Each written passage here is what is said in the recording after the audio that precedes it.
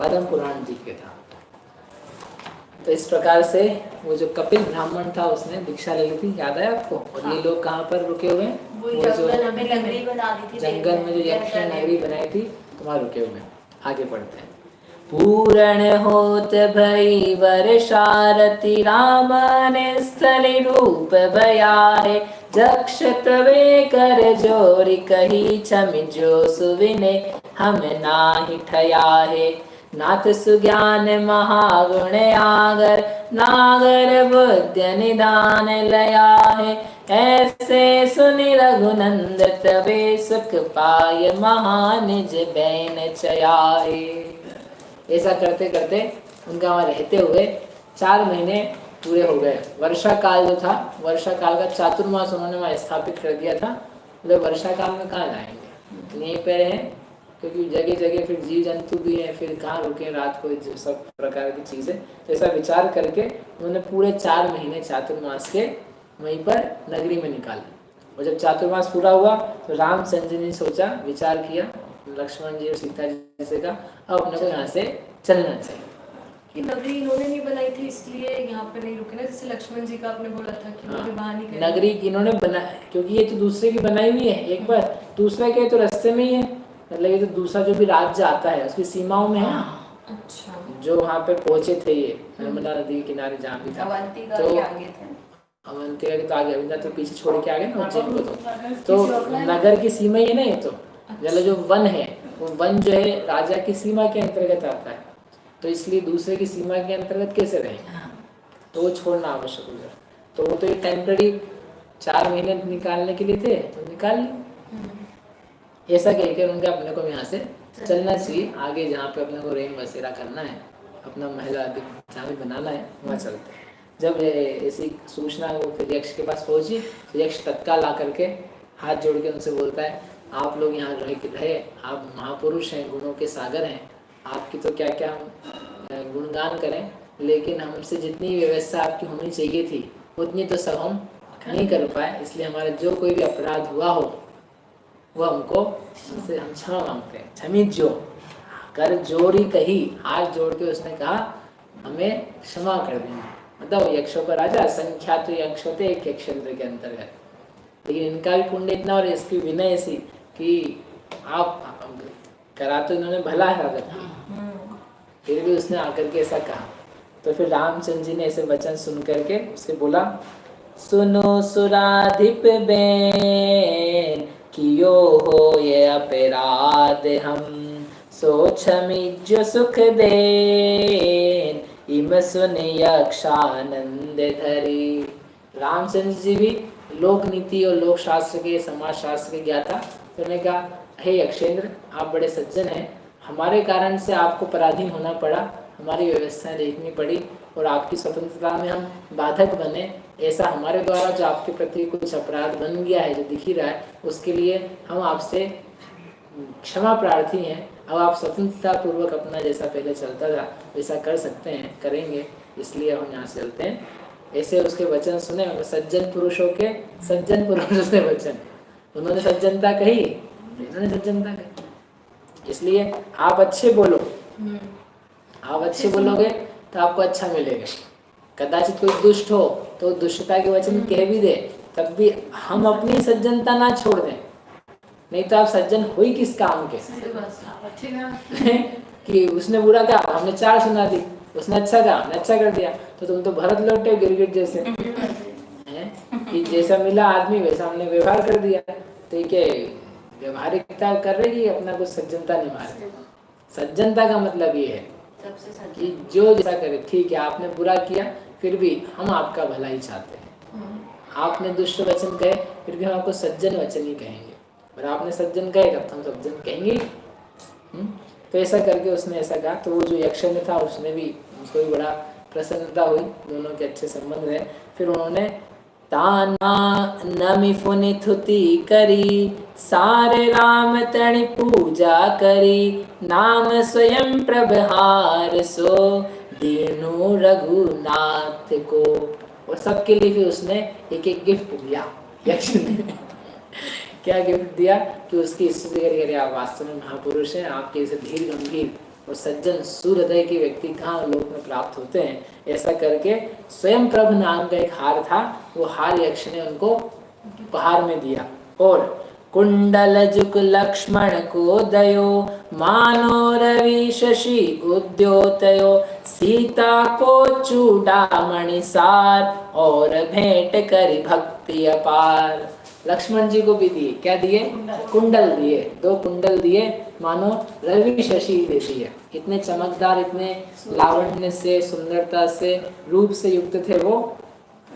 किसने? यक्ष ने। अभी अपन जाए लेने के लिए तो कितने महंगे पड़े वो भी आपके मन चाहे नहीं मिलेंगे। बढ़िया सुंदर, क्या बोलते हैं उसको, देवी रत्नों की प्राप्ति हो गई, हार की। और सीता को भी दिए, सीता को चूड़ामणि नाम की एक वो दी, क्या कहते हैं, नहीं वीणा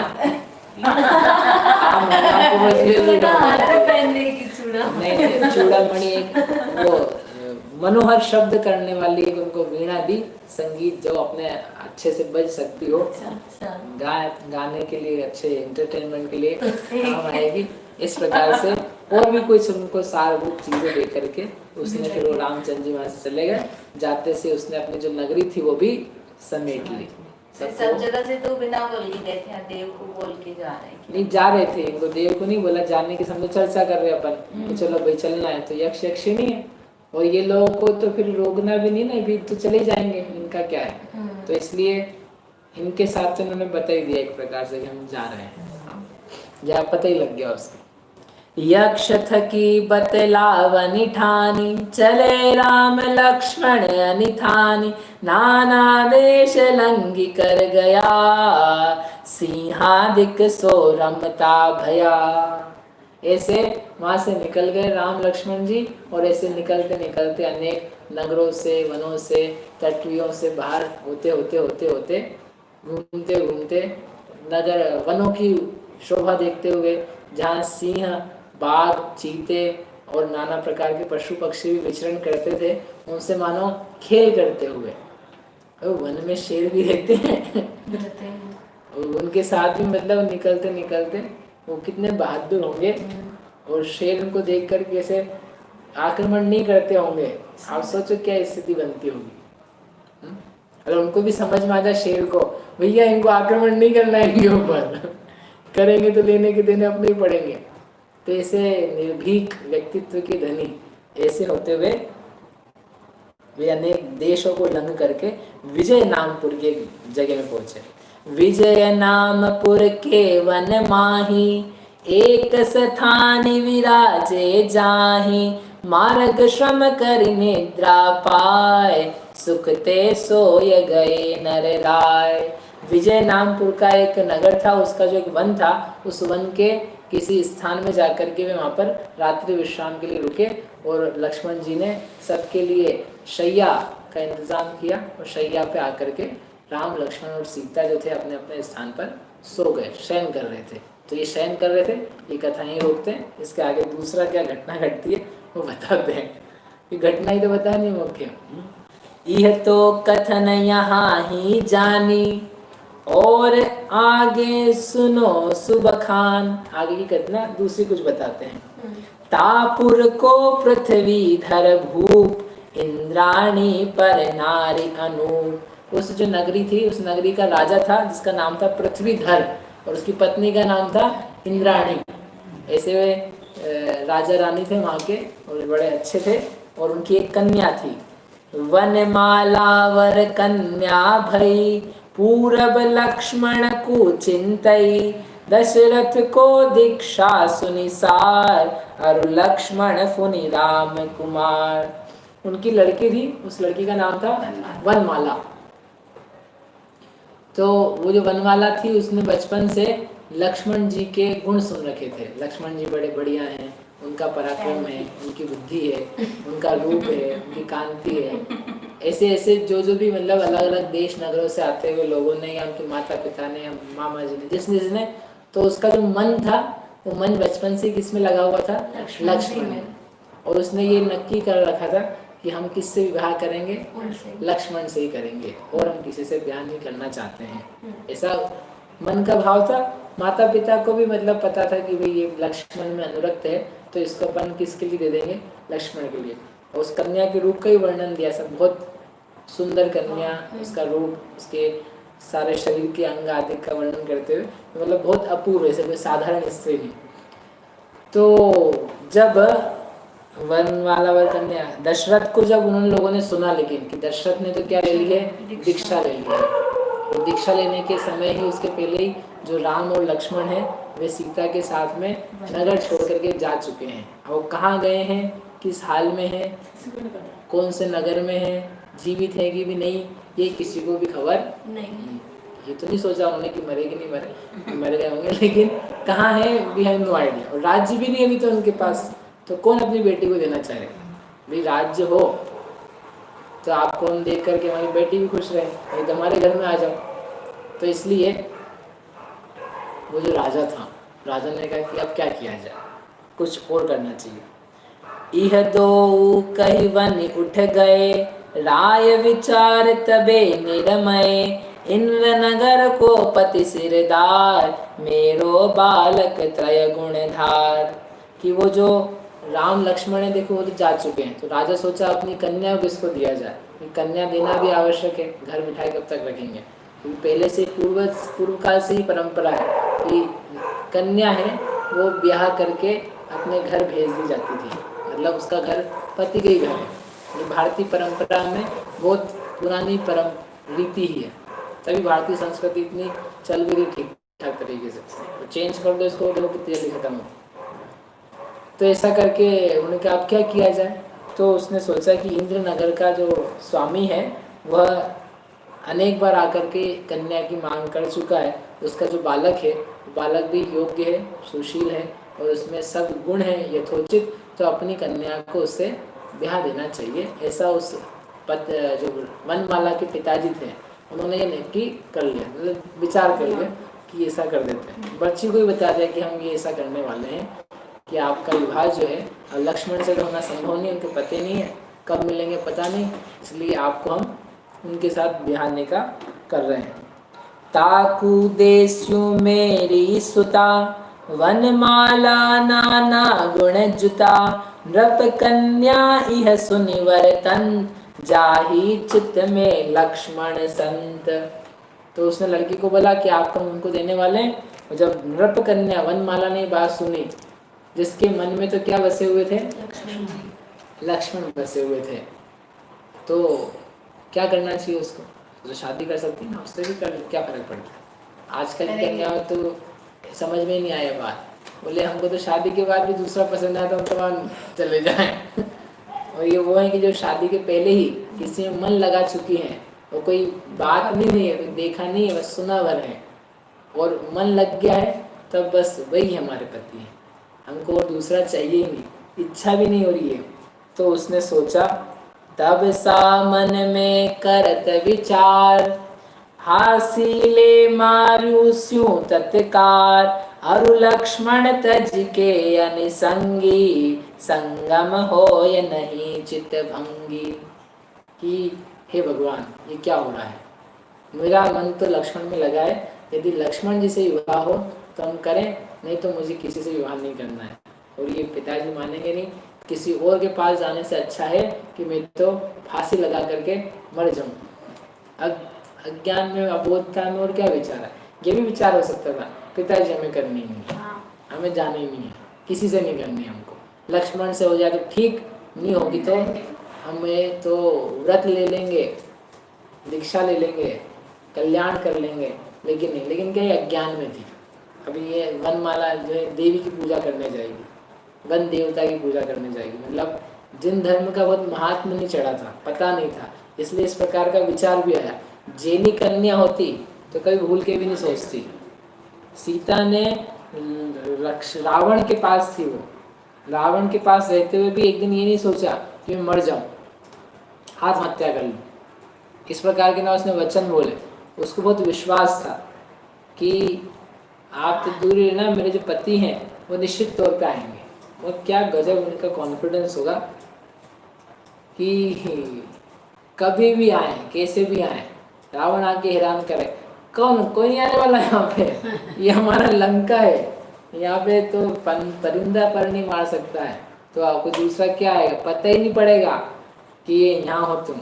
तो उसको बहुत समझाए बुझाए भी, लेकिन उसने कहा कि ये संभव नहीं है, अवश्य आएंगे, इतने दृढ़ता के साथ। दूसरी भी पहले भी अनेक कन्या रानियां हरी गई थी, लड़कियां हरी गई थी, वो सब मतलब जो अपन ने कथाएं पढ़ी ना पहले, तो वो उन्होंने तो जिसके पास गई वो हरी गई, तो 2-4 दिन के बाद वो सब उससे राजी हो गई कि ठीक है अब कुछ और तो उपाय नहीं है।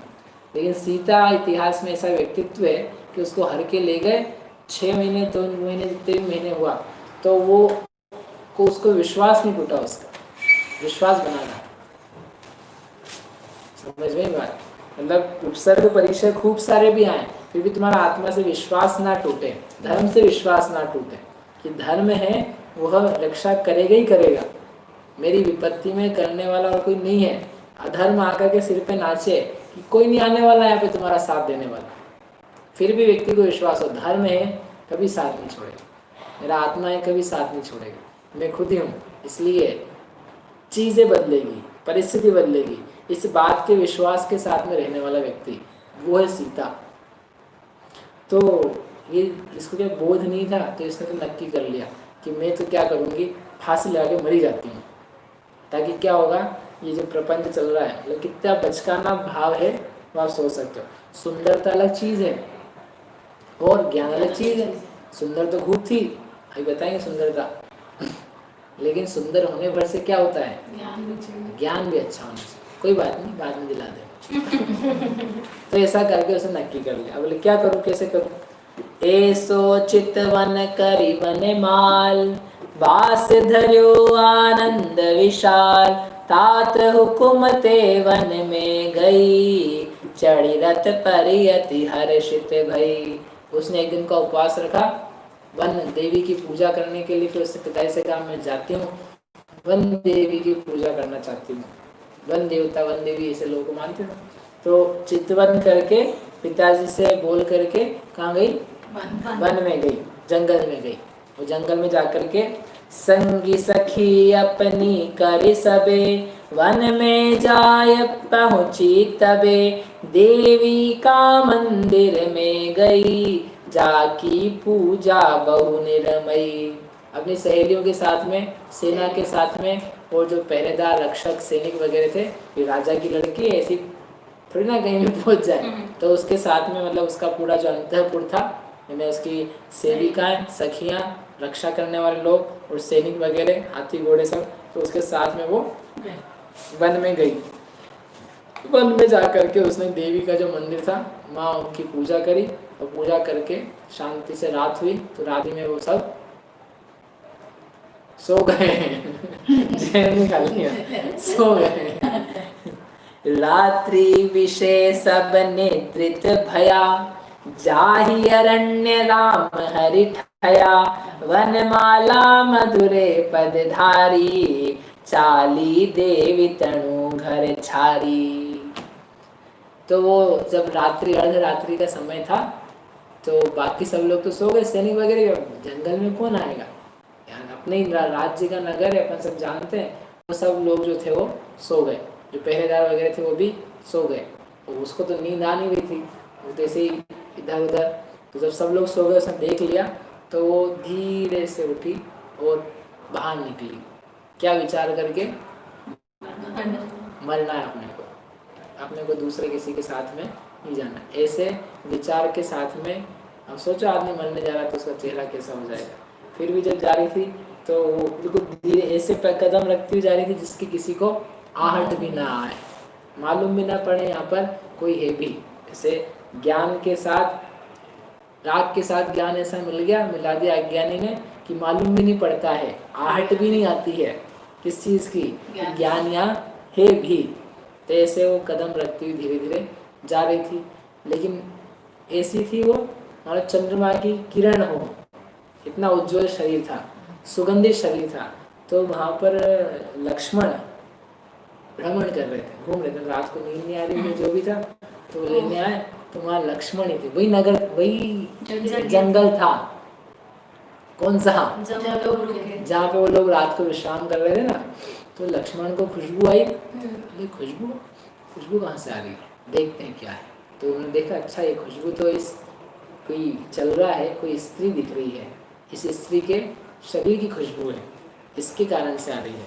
ये चंद्रमा की किरण के समान कौन है, लेकिन ये घबराई हुई सी लग रही है, इसका चेहरा शोकाकुलित है, जरूर ये अपने आप को कुछ करने जा रही है। ऐसा देख करके लक्ष्मण ने भाप लिया कि ये कुछ ना इसको तकलीफ है और ये जरूर अहित करने जा रही है कुछ अपना। देखते कौतूहल, देखते क्या होता है, लेट्स सी। तो ऐसा करके उसके पीछे पीछे वो गए। इसको तो कुछ खबर नहीं थी, जा रही अपने। अब जा करके ये वट वृक्ष के नीचे पहुंच गई। आ गया निर्भय चित्त वे वनमाला, वन माही चली जिहि बारा, तब लक्ष्मण वीर निहारी, इत कौन इहे गुणधारी। जब वो जा रही थी निश्चिंत होकर, निश्चिंत यानी भाई हमारे ही वन है, यहाँ कौन आता है, मतलब कोई रोकेगा पकड़ेगा, तो उसकी निश्चिंतता थी, लेकिन फिर भी शोक था, दुख था। ऐसे होकर के वो जा रही थी, तब लक्ष्मण वीर ने देखा कि अरे ये कौन गुणधारी महिला स्त्री यहाँ से जा रही है, या की खुशबू यसु आई, इसकी खुशबू आ रही है। शशि रेखा सी जो सुहाई, परिदेखे शोकवतिया, तजिसी निज प्राण सतिया। लेकिन शोक में है, जरूर ये अपने प्राण छोड़ेगी। अच्छा, प्राण, हाँ समझ में आ गया ना कि अहित करेगी नहीं, अपना प्राण देने के लिए आएगी, ये दिख रहा है मुझे, ऐसा समझ में आया। बोले फिर भी लेकिन जाके क्यों मरना चाहते हो क्या? ऐसे में जा करके पूछते हैं, देखते हैं क्या होता है। या की क्रिया उठी अब देखे हम फुनि जाय, यह विचारी उठ के चलियो होलू गमन कराए। हम भी देखते हैं क्या है, इसकी क्रिया क्या करती है, और धीरे धीरे वो भी ऐसे चले जैसे किसी को पता ना चले। वो अपनी शैया थी, वहाँ से उठ करके उनके पीछे पीछे चले गए। जा करके कौतुक देखने का मन हुआ, है ना। बताओ आगे, चल बताऊं। कौतुक देखन को मन भयो, वटका द्रुम के पीछे ठयो, जाहि वृक्ष तणी इक डारी, वनमाला देखी जिहि बारी। कौतुक देखने का उनको मन वो हुआ, कौतूहल की देखे क्या होता है, क्या क्या चलता है। और वो जहाँ गई वट वृक्ष के नीचे, वनमाला रुकी, तो बड़ा वृक्ष था, उसने सोचा यहाँ पे लटका सकते हैं।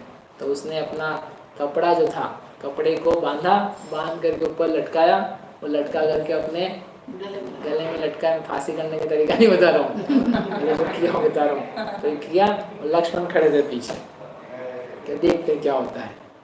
ऐसा होकर के अब क्या होगा, लक्ष्मण उसको मरने देंगे, बचा लेंगे। कैसे बचाएंगे, क्या होगा, कल क्या होता है अपन देखें। साची तो गंगा यह वीतरागवाणी, अविच्छिन्न धारा निज धर्म की कहानी। साची तो गंगा यह वीतरागवाणी, अविच्छिन्न धारा निज धर्म की कहानी। जामे अति विमल अगाध ज्ञान पानी, जामे अति विमल अगाध ज्ञान पानी। जहाँ नहीं संशयादि पंख की निशानी, जहाँ नहीं संशयादि पंख की निशानी। साची तो गंगा यह वीतरागवाणी, अविच्छिन्न धारा निज धर्म की कहानी। सप्त भंग जह तरंग उछलत सुखदानी, सप्त भंग जह तरंग उछलत सुखदानी। संत चित मराल वृंद रमे नित्य ज्ञानी, संत चित मराल वृंद रमे नित्य ज्ञानी। साची तो गंगा यह वीतरागवाणी, अविच्छिन्न धारा निज धर्म की कहानी। जाके अब गाहन ते शुद्ध होय प्राणी, जाके अवगाहन ते शुद्ध होय प्राणी। भाग चंद निश्चय घट माहिया प्रमाणी। भाग चंद निश्चय घट माहिया प्रमाणी। साची तो गंगाय वीतरागवाणी।